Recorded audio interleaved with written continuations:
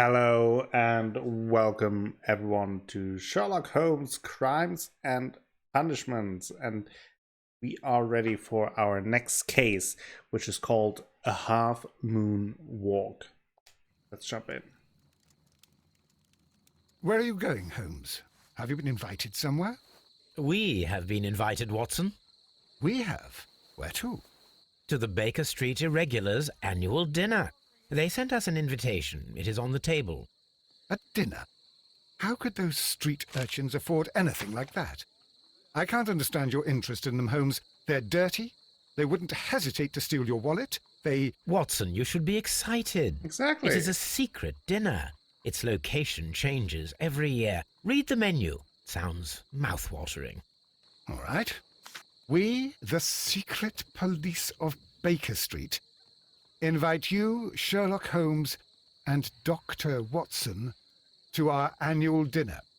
Menu, entree, frozen rat head salad. Is this a joke? Not at all. Pray continue. Main course, sow's udder in Danny Nutcracker's way. Sounds disgusting, Holmes. Hedgehog goulash. Street turnips in homemade juice. And it goes on. I can hear them on the stairs now. Oh, we can't go there. We can't eat that. Watson, you'll hurt the feelings of those poor children. We have to go. Oh, Mr. Holmes. It is fine, Mrs. Hudson. Mr. Holmes! Wiggins, Dr. Watson is getting ready. He will be delighted to join us. You don't look well, my young man. Is there something wrong? Don't tell me the dinner is cancelled. Mr. Holmes is my brother Leighton. He's in a prison cell. They say he's killed 2 men. You have to help us, Mr. Holmes, 'cause I know he didn't do it. Where is he now? From what I've heard, they took him to the yard, and they gave him a good beating already. You know what they're like. They'll hang him. They won't look any further. Holmes, we have to help him. Well, and forget about the dinner. Wiggins, I'll take the case. You're fantastic, Mr. Holmes. I'll be waiting for you at the crime scene. You'll be there, right? It's on Half Moon Street in Whitechapel. Very well. Okay, return to Whitechapel. And it is quite a personal case, because we have to help Wiggins. First, let's talk to Toby if we can. The lady is still there. I want to talk to Toby. Hello, Toby. All you need now is a shawl and a mop cap. I know we're dog and fence you here. could be Mrs. Hudson's younger sister.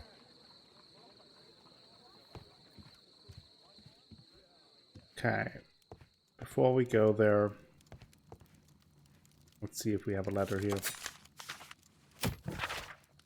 Sensation, an exotic method of murder. The arsenal of our present-day criminals may soon be refouled with poisonous plants.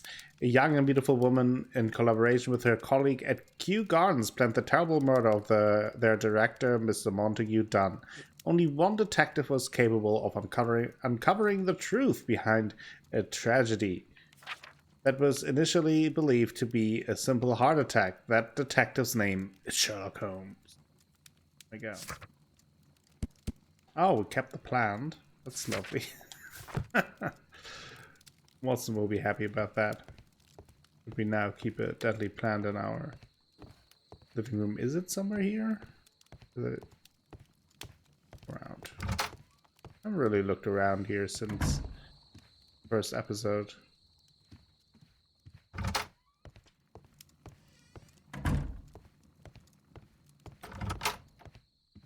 Oh, he has the plant in his room.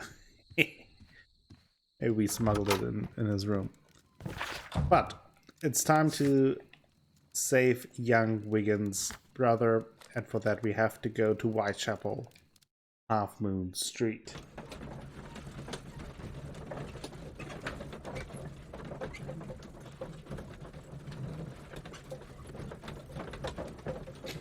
Let's investigate the crime scene first, and then we will talk to Wiggins' brother, Leighton. Leighton.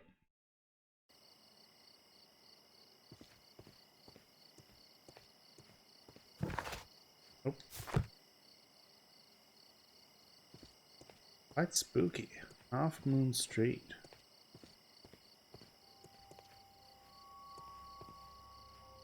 Look at this. There's quite a spooky feeling to it.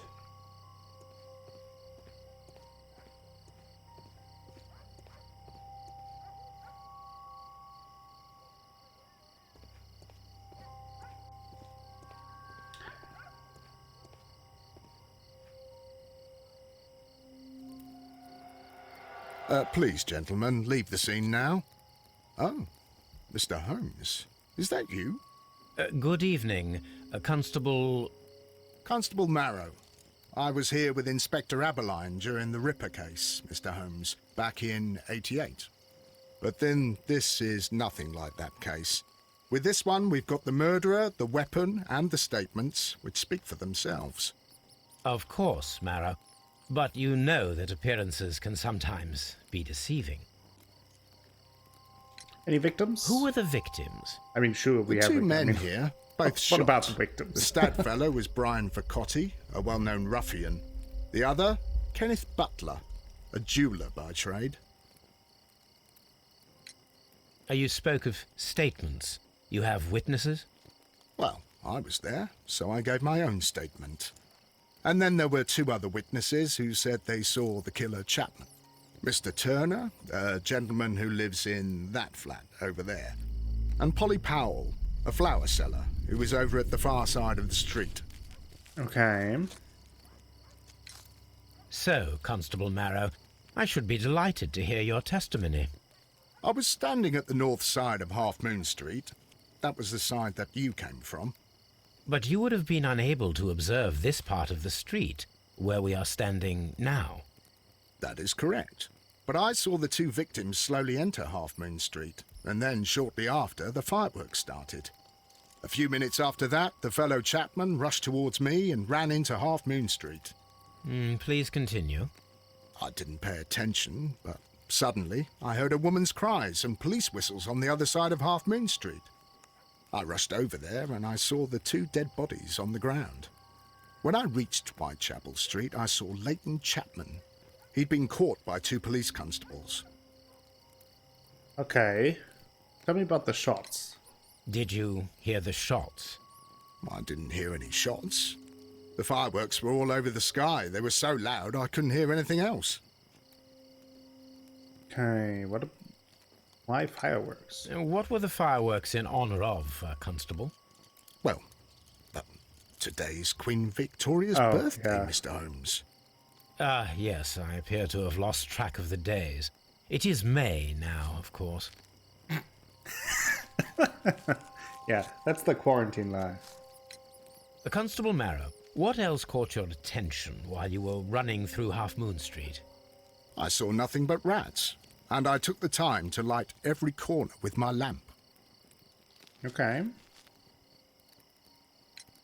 Did you happen to look up at Mr. Turner's window when you were on Half Moon Street at that time? Yes, I saw that the window was open, but no one was there. It was dark in the room. Constable, your statements have been of great value to me. Very interesting. Well, let's look at Kenneth Butler. Oh. Piece of wood. A piece of wood that has stuck between the cobblestones. Let us take a closer look. Oh, maybe of a stick? Like a cane? This shard of wood is quite new.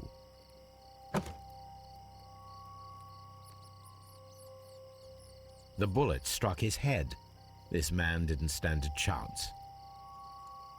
Pretty good shot.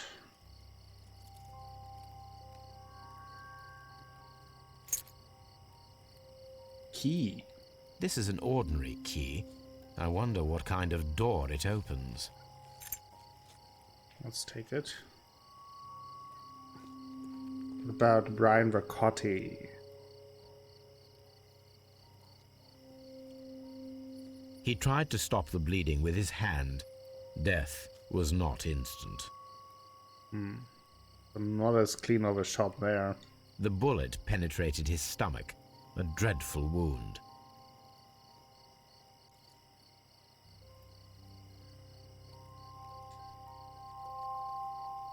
Tattoo. A tattoo from Westgate Prison. Vercotti must have done some time there. Alright. Brian Vercotti suffered greatly. What a terrible way to die. I wonder if that is a coincidence that one has been very cleanly shot, quick death, and the other one the shot to the stomach. Oh. A fairly long pole with a forked end. Could be either intentional, could be unintentional, could be coincidence, could be a lot of things, but I'll do probably anything to save my brother, Mr. Holmes. interesting to keep in mind. Okay, that is the other witness, Mr. Turner. Good Claim evening, to have Mr. seen Turner. something from the window. I heard Constable Marrow reply to you as Mr. Holmes. Are you that detective, gentleman? I've heard of you. Sure are. And, well, I know things. Things about this evening. Excellent. Might we hear your story? First, we have a look at him.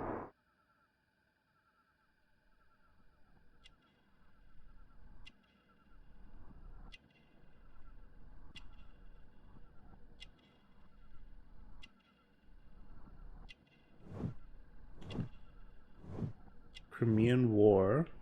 Okay, he's a Crimean War veteran.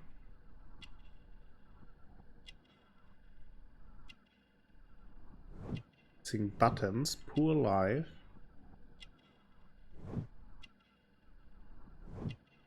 Requires support, weak leg, limping.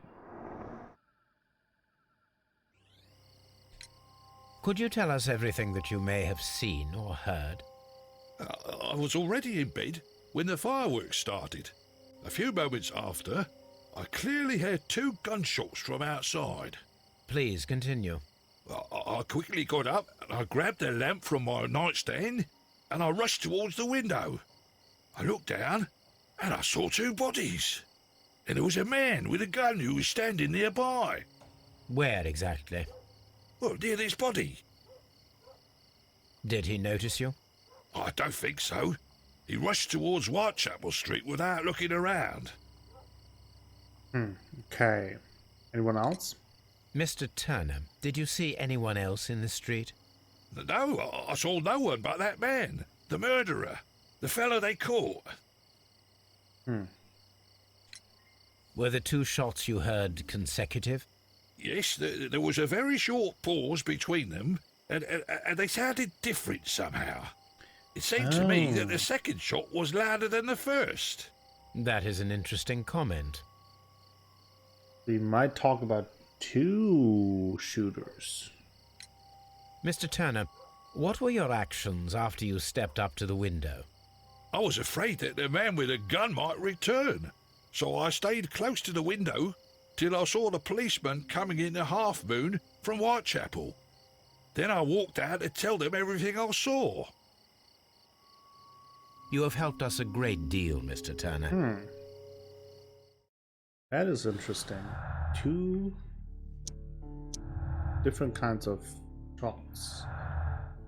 At least from the sound of it.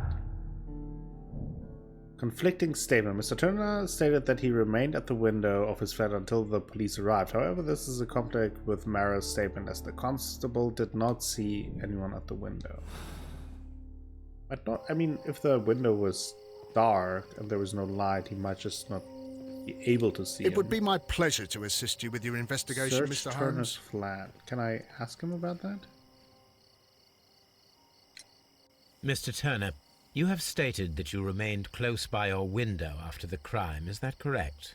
Oh, yes, Mr. Holmes. I stayed at my window until the policeman arrived to examine the dead bodies.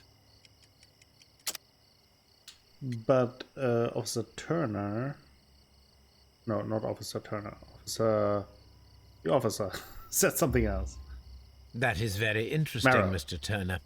Constable Marrow stated that he did not see anyone at the window when he was running through Half Moon Street. Well, I think Constable Marrow and me, we might have been distracted by the whistles and shouts coming from Whitechapel. We could have missed each other somehow. You understand what I mean? It was a bit of a stressful moment, to tell you the truth, sir. Allow me to form my own theories, Mr. Turner. Would you mind showing me the view that you had from your window?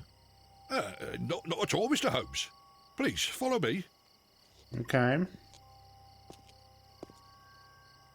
Mr. Turner appears to live very modestly. That's an understatement.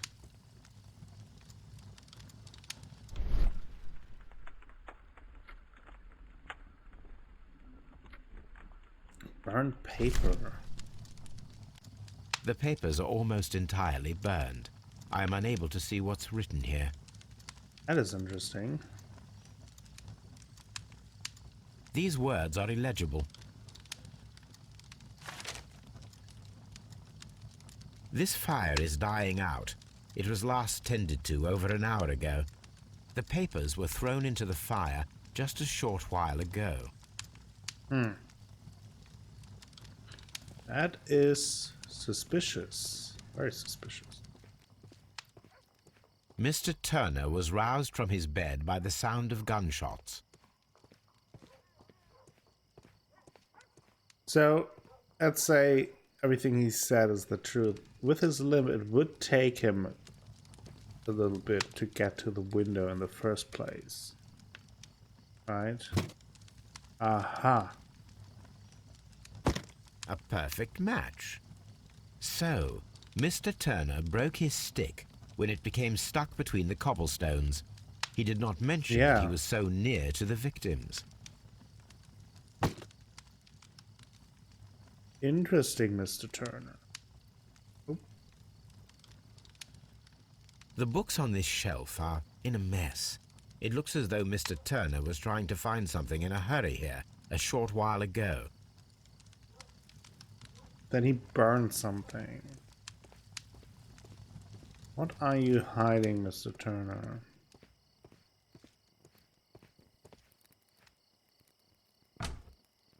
So, that's the view Mr. Turner had when he opened the window.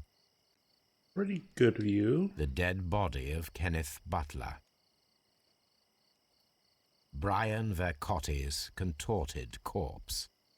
Mr. Turner had a perfect view of the crime scene. He saw the bodies clearly, and Leighton Chapman standing over them.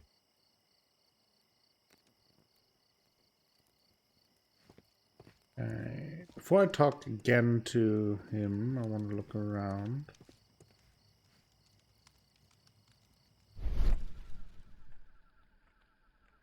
Sweepings.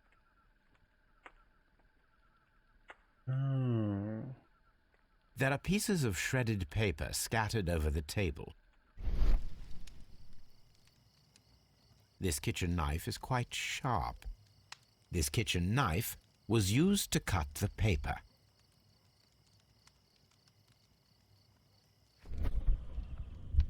Okay, so got out from bed.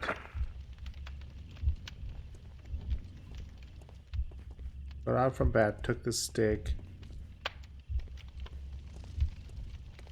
Then opened the window. Then approached the body. I would say.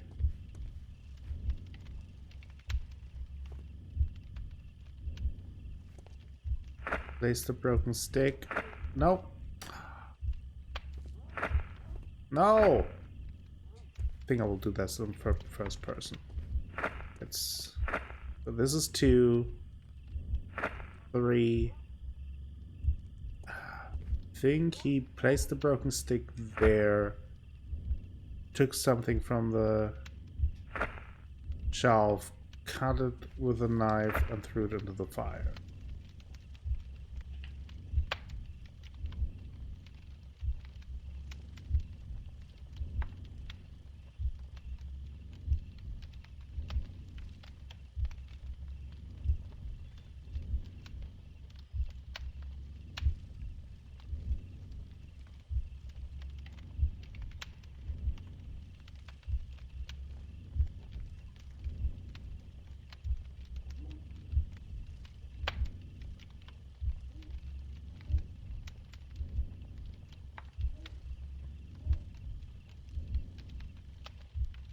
Goes down. Approaches the body, takes something. Put it there, takes something from the shelf. Gets something, throws it away. So Mr. Turner used a book to hide an object that he found on Kenneth Butler's body. The question is, what did he find?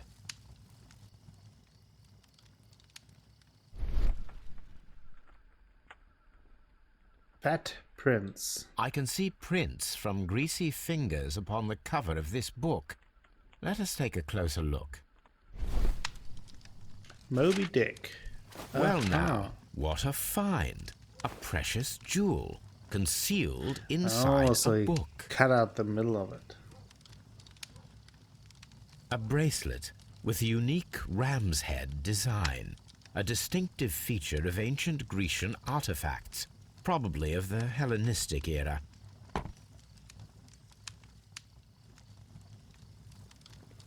I think it's time to talk to him again.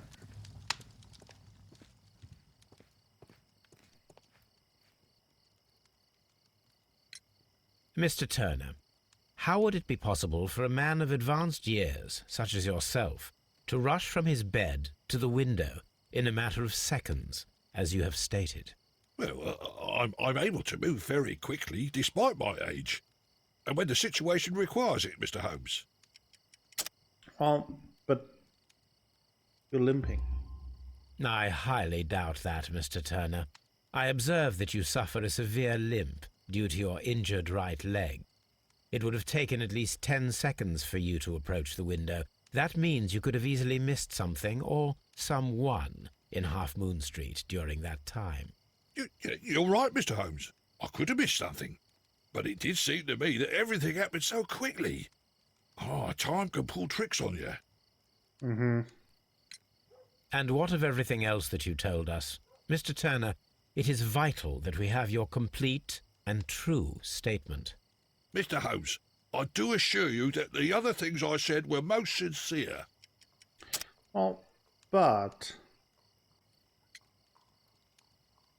what about the bracelet that you took?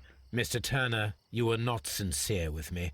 Not then, and not now. But Mr. Holmes... This, Mr. Turner, does not look like anything that a poor man might possess. It is worth more than the home that you live in. I can explain. No, merely correct me if I am wrong. You saw Leighton Chapman through the window, but you also noticed a glittering object on the ground, this precious jewel. You walked down and took the bracelet from the body of Kenneth Butler, and when you heard the whistles, you hurried away. That broke your walking stick. It caught fast between the cobbles. Constable Marrow was unable to see you in the window as you were climbing up the stairs on your way back to your flat. Upon returning home, you hid the precious jewel inside a book. Mr. Holmes, please don't send me to prison. I didn't do anything bad. I'm just a poor man. When I chanced upon the bracelet, I saw it as an opportunity to make a little money. I was desperate. I only took the bracelet, that's all, I swear. You made a mistake by lying to me. But you are not a criminal. I believe that. Although I must return this bracelet to its rightful owner. And it's one thing to... I mean, I'm not opposed for him to take the bracelet, honestly, but to kind of make such a steadfast statement to the police that... That's why it's better to stay at home at night. Leighton. That is the issue. Could have been a little more unsure about his statement to help little Leighton out. Let's talk to the other witness, Polly Powell. Mrs. Powell? What do you want? My name is Sherlock Holmes. I'm assisting the police with their investigation of the crime that took place this evening. Well, I've already gave my testimony, but very well. Oh, we can't have a look at her.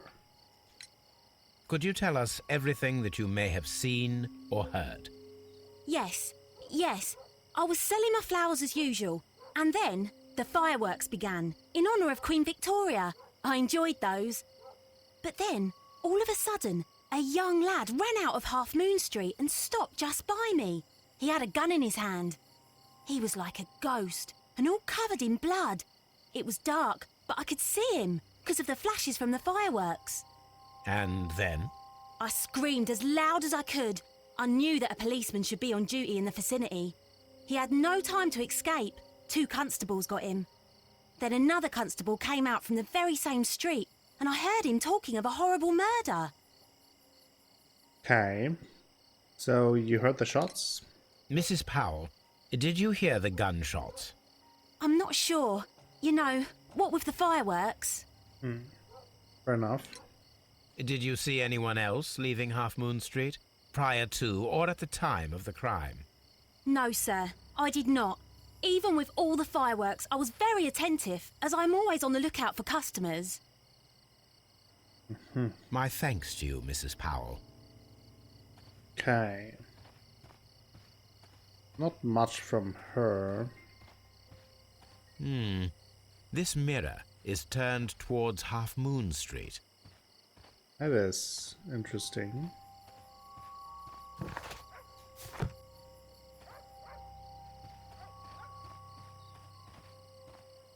Locked. Locked.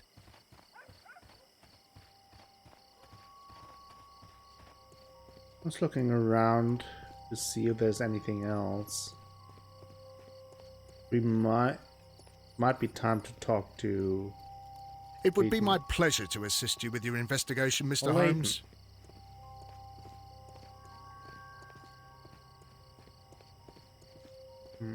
Okay.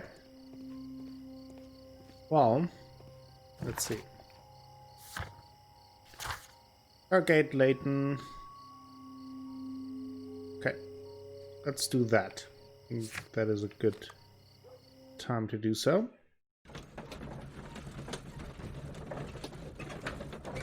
Anything else we have here? Different shots.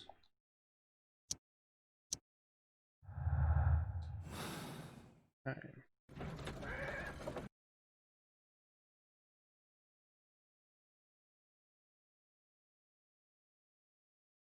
Mr. Holmes, whatever brings you here so late at night? I'm interested in the case of young Leighton Chapman. He was arrested earlier this evening and accused of a double murder. I beg your pardon? That case is quite clear to the police. Or are there any new facts that we don't know about? Who knows, Inspector? Look, you are free to investigate, of course, Mr. Holmes. Chapman was arrested with a revolver in his possession, which you can find in the evidence room. The suspect himself is in custody. Did you find anything else on his person? A few personal belongings. Nothing particular, Mr. Holmes. Thank you, Lestrade. Okay, interesting. So he had a revolver with him.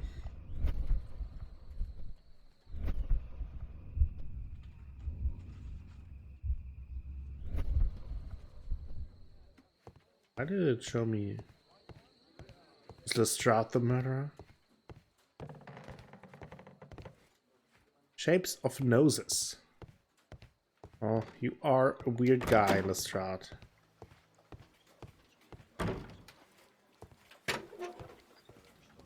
Okay, let's have a look at the evidence. These cigarettes are filled with cheap tobacco. Nothing interesting. Apple Watch. A cheap watch, bought with his own money, no doubt. So The this is the gun. gun that Leighton was holding when he was caught by the police. It is a Webley revolver, a reliable weapon. It seems as though the shells were not removed from the cylinder.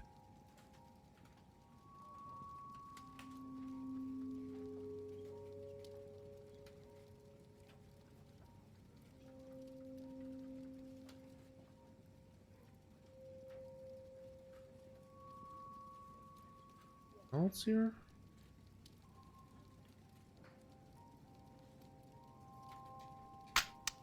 Oh. Oh, 2 shots. 2 out of the 6 shells have been fired. There were 2 shots. That does not look good.